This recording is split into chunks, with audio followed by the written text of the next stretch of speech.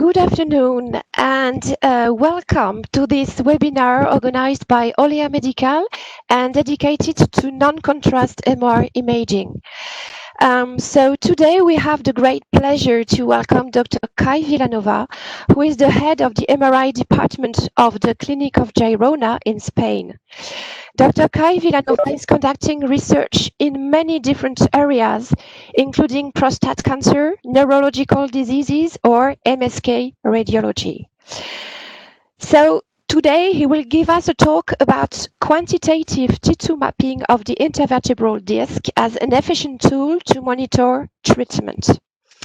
For the details, this presentation will last 20 minutes and you will have the opportunity to send your questions by chat only, questions that will be submitted to Dr. Vilanova during the last 10 minutes.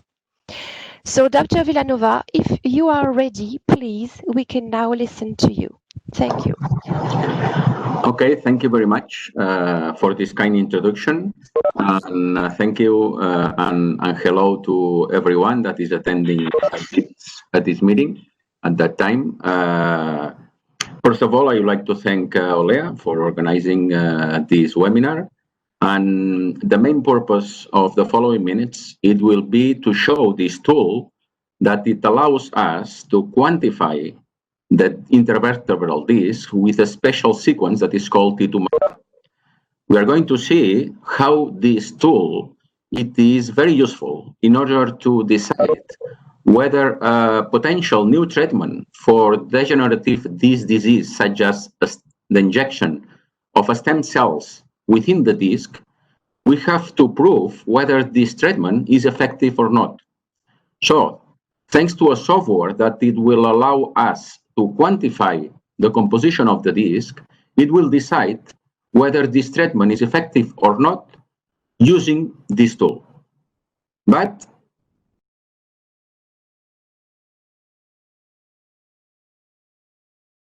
why we are going to quantify the disc? What is the reason? What is the clinical reason to quantify this sequence? Well, we have to be aware that the disc is one of the reasons from a very common syndrome, a low back pain. This is a major issue in the health system. And one of the main issues is the high prevalence of low back pain.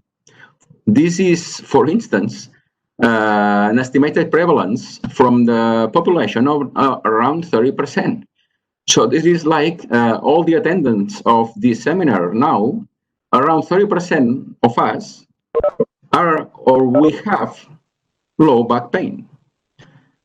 But one of the challenge is, why is this low back pain? Because there is no a unique reason for this low back pain. Because this low back pain might be even because some disorder of the facet joint, or because of some disorder of the bone, or some disorder of the ligaments, or some disorder of the muscle.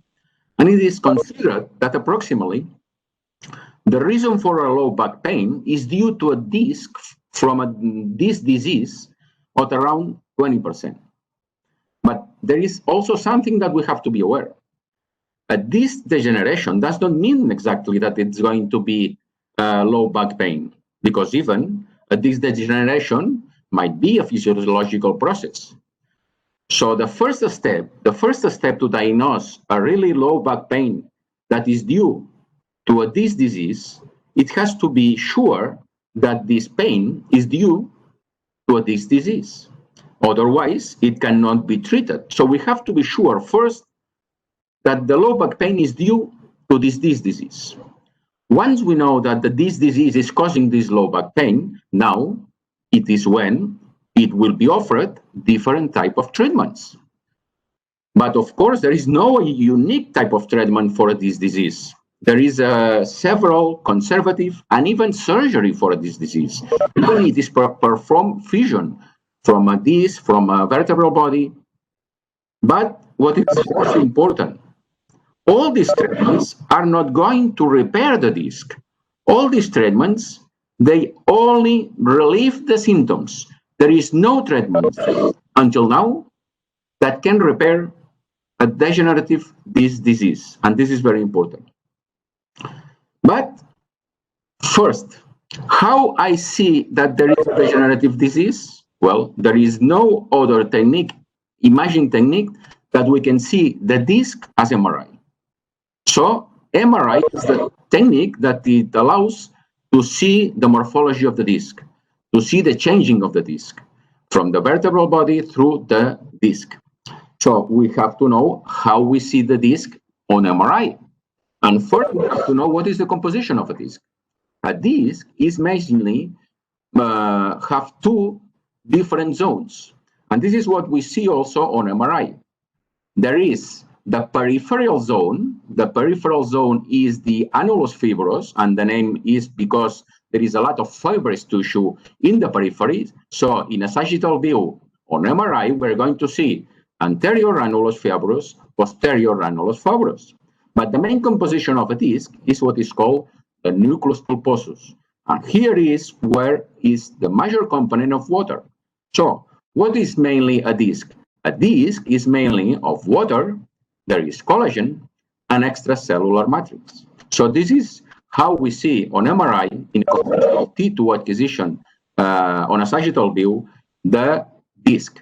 But it's very important, these two components of the disc, the annulus fibrous and the nucleus pulposus. How we can evaluate qualitative morphology of the disc? Well, we can analyze the morphology of the disc on MRI, what it has been considered a scale that is called the Firman scale. And this score, it is from grade 1 to grade 5. So grade 1, it is completely healthy disc. And as the disc is losing some water component, as we can see, the signal intensity is becoming lower and lower. And at the end, even there is a collapse or a very narrow intervertebral disc. So we have this different grade from 1 to 5, but we have to be aware that even a grade 3, it is considered physiological, because this is the stage that, according to the age, that it is normal to lose at some point the component of water, but it's not normal to lose completely the water. So we consider that it is pathological disease, that it might be considered degenerative disease from 4, and of course, whether it is completely a collapsed disc. But as we have said, there is no reparative treatment for the disc. And since approximately 1 decade ago, it has been performed several studies, several experimental studies with animals, and it has been proven that injecting stem cells within the disc, it has been shown that the disc is repaired. So there is a regenerative disc matrix. And this has been proven. How this has been proven? This has been proven, of course, analyzing the histology of the disc, and this histology and biochemical changes, it has been proven previous to the injection, and then it has been performed again, this analysis after the injection, and it has been proven. How this has been proven? With invasive tests, of course, because it has been analyzed, the histology and the biochemical changes. So now it's time to see if this treatment is effective in humans. So how we can prove that this is effective in humans? Of course, it is not ethical to perform this kind of invasive test to histological analysis in humans previous and after this injection. Do we have a test, non-invasive, that it can provide us the quantification, the morphology of the biochemical changes of the disc? We have MRI. We know that MRI is not only a morphological technique. MRI, we all know, is a biochemical technique. Why? Because we analyze hydrogen. So imaging on MRI is everything on hydrogen. So we are analyzing the hydrogen of the tissues with MRI. And even we have a specific sequence that it provides us the morphology of the disc. And this is because it's almost a decade ago that it has been performed a lot of studies showing that the composition of the cartilage, it has been very well studied using this specific sequence. That this sequence, it provides the relaxation time of the tissue. And it has been shown that there is the corresponding biochemical composition of the cartilage with this specific sequence, because it provides the composition of water and collagen. So, since a few years ago, it has been also shown in the disc that this specific sequence, it provides the negative correlation between this T2 relaxation time of the disc according to the degenerative. So, as we are expecting, as more water, there is higher relaxation time. Less water, lower relaxation time. And this quantification of the composition, it has been performing using a specific reconstruction. And this post-processing imaging, it is performed with a specific software. And this is the tool, well, in this case, thanks to Olea, that it can provide the analysis of this specific T2 relaxation time. And this can be performed previous to the injection and after the injection to see these biochemical changes. And this is the specific sequence that we are going to perform in our patients. Of course, first, a standard protocol with any MRI study using sagittal T1, T2, axial T1, T2, but then we are going to apply this T2 acquisition because this is a multi-echo acquisition, and this is what is going to provide us the T2 relaxation time of the tissue that I'm going to analyze.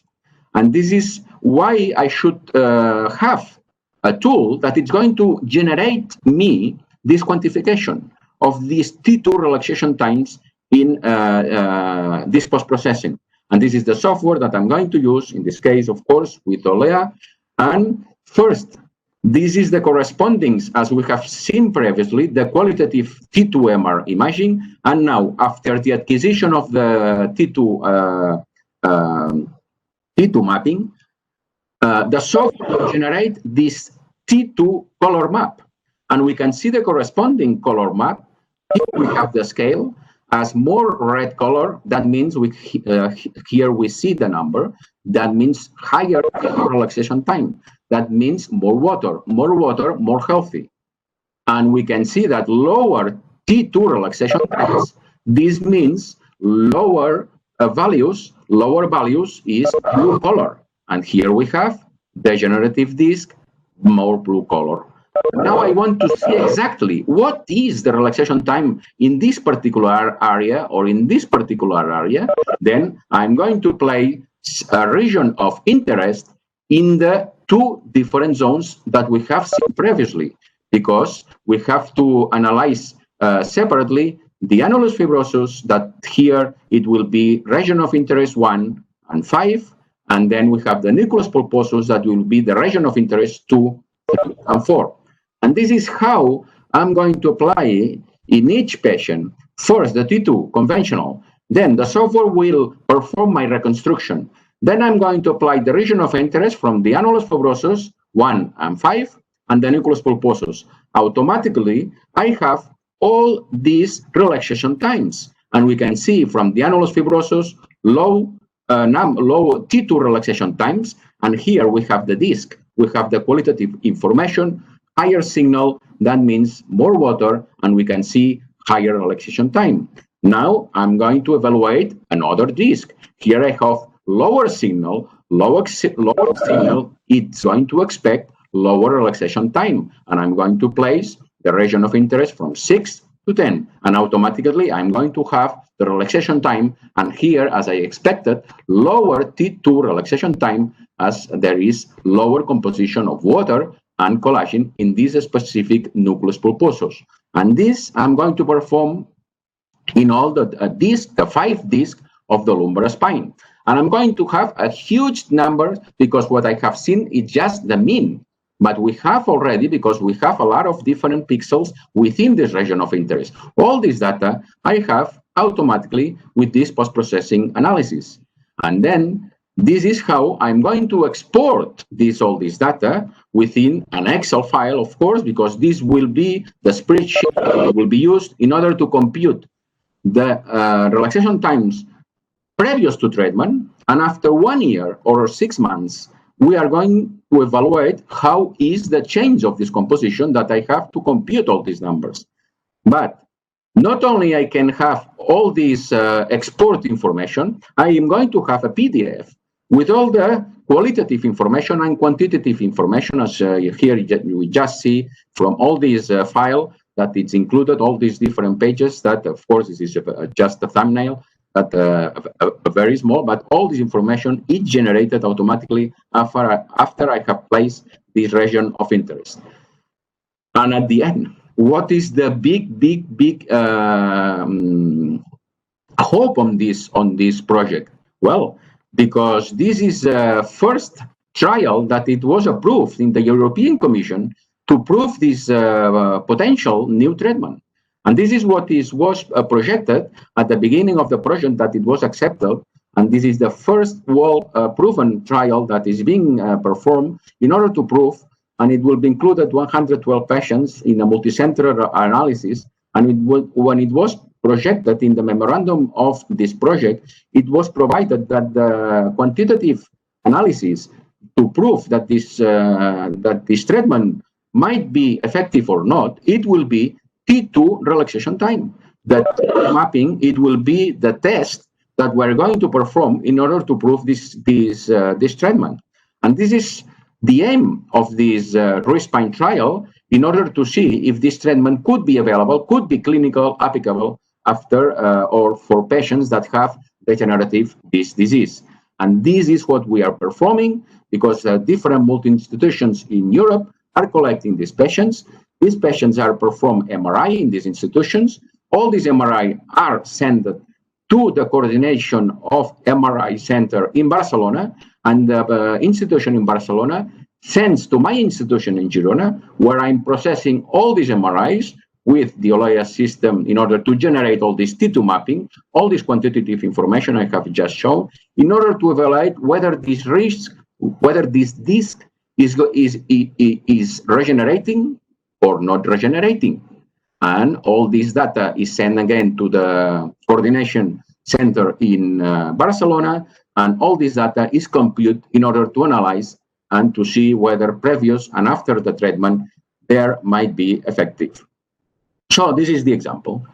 All these patients are performed T2 mapping previous, a baseline MRI, what we call, and after 1 year, another MRI is performed after it has been injected. After the first MRI, these stem cells within the disc, and then it is analyzed. And we can see after the analysis that there is a regenerative, whether the T2 relaxation time is increasing. This means that there is changes in the biochemical composition of the disc. As we can see in this particular patient, there is a disc that is not regenerated.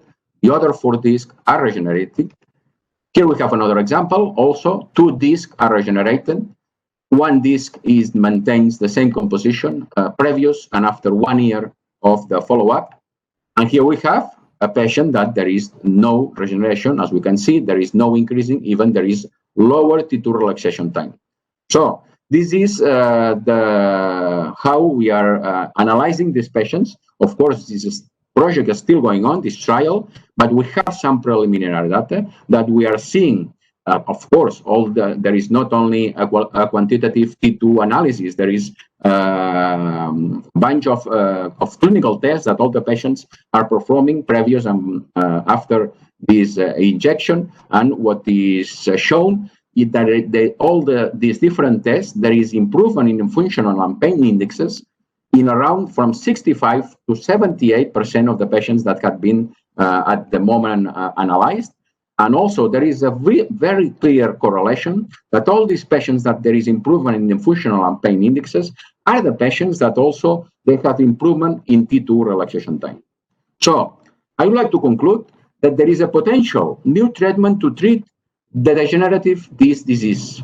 And this is injection of the stem cells within the disc.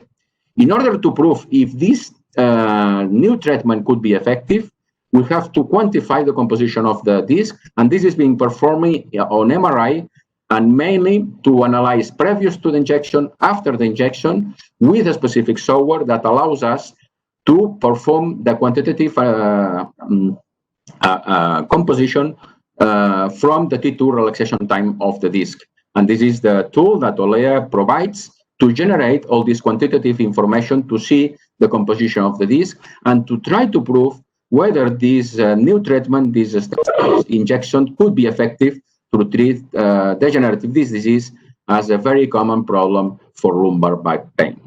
And thank you for your attention. And this was what I wanted to show in this web seminar. So at that moment, I'm available for any question that you can or you might perform. Thank you. Thank you very much, Dr. Vilanova, for this very clear, interesting, and excellent presentation. So yes, as you said, I think we can now move on to questions from the audience. Maybe a first question: do you think that T2 mapping could eventually replace the conventional classification systems? And what about standardization and variation across different centers or across different machines? Well, both questions are excellent. The first question, what about if it could replace the standard? My opinion it is that it's very difficult because first of all, this is not a very common available technique. So whether some technique is not available for most of the centers, it is something that it's very difficult to be standardized as a new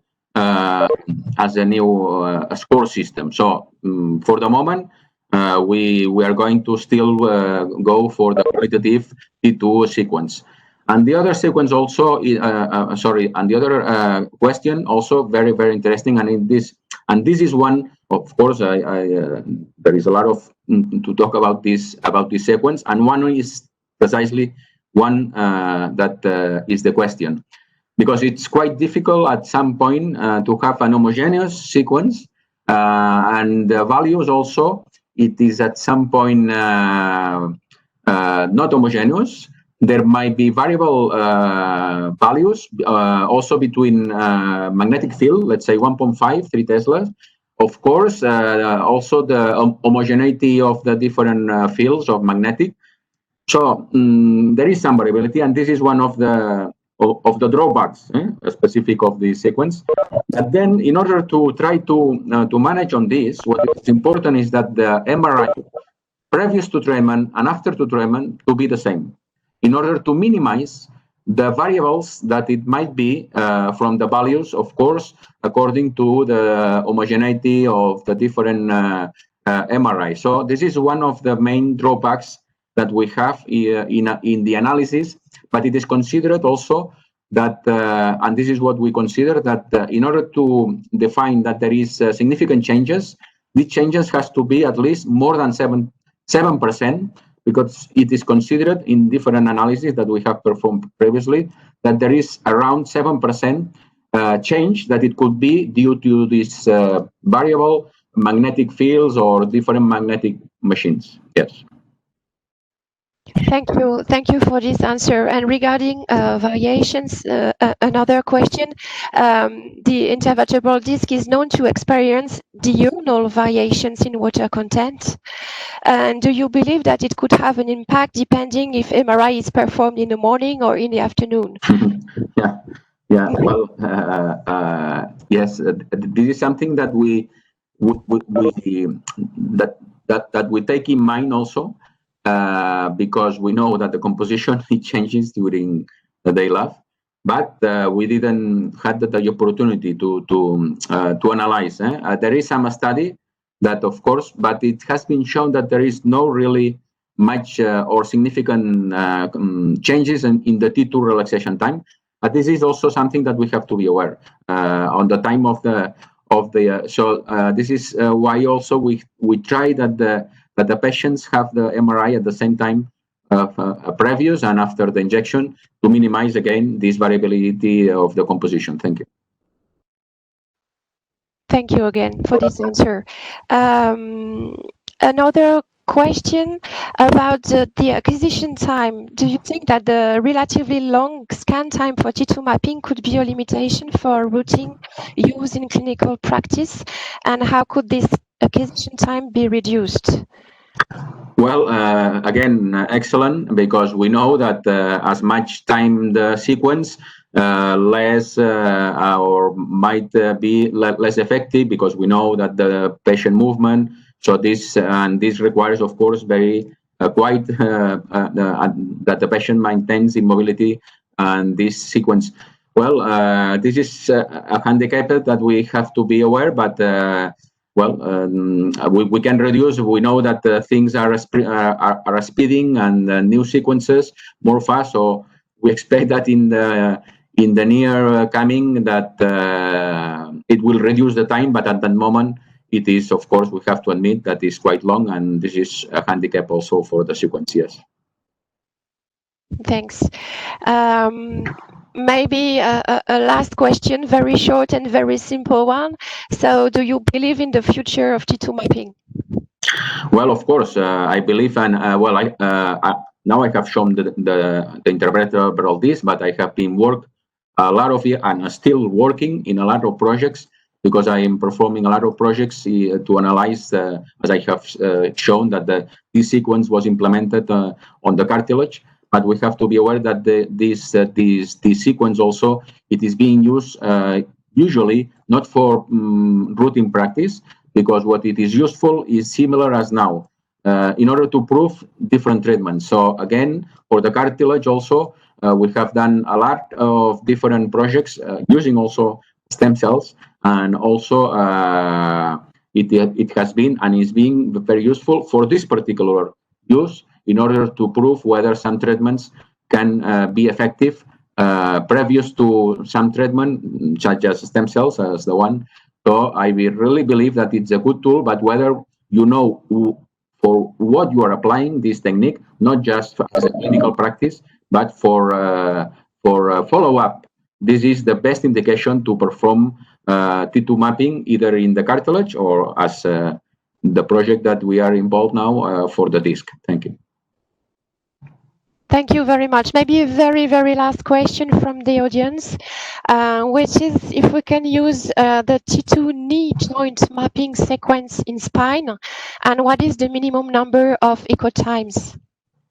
I didn't get that exactly. If we can use in the spine, you mean? Yeah, the knee joint, the T2 mapping sequence that is used for yes. knee, can it be transposed to spine? Well, this is exactly the same sequence. So the same sequence that you apply on the knee, you can apply, and the TE it's similar. So what you must adjust. This is what I always say, that the best adjustment of the sequence should be in combination with the technical application of your MRI. So this is what I did, because the first when I was starting to get this project, they told me how we can quantify, and I said, well, we might apply this T2 mapping on the spine. Then I call my technical application when I'm using GE, and I call my technical application of GE, and this is what I did. So I advise you to call your technical application and to see, I want to transfer my knee T2 mapping to the sagittal spine. And this is how, because the technicians are the ones that should know how to apply. So this is my recommendation, because this is what I did. Okay, thank you very much. That was the last question. I think we can now close this webinar, and we thank you again, Dr. Vilanova, for your valuable insight today. Okay, thank you very much. Thank you. Thank you.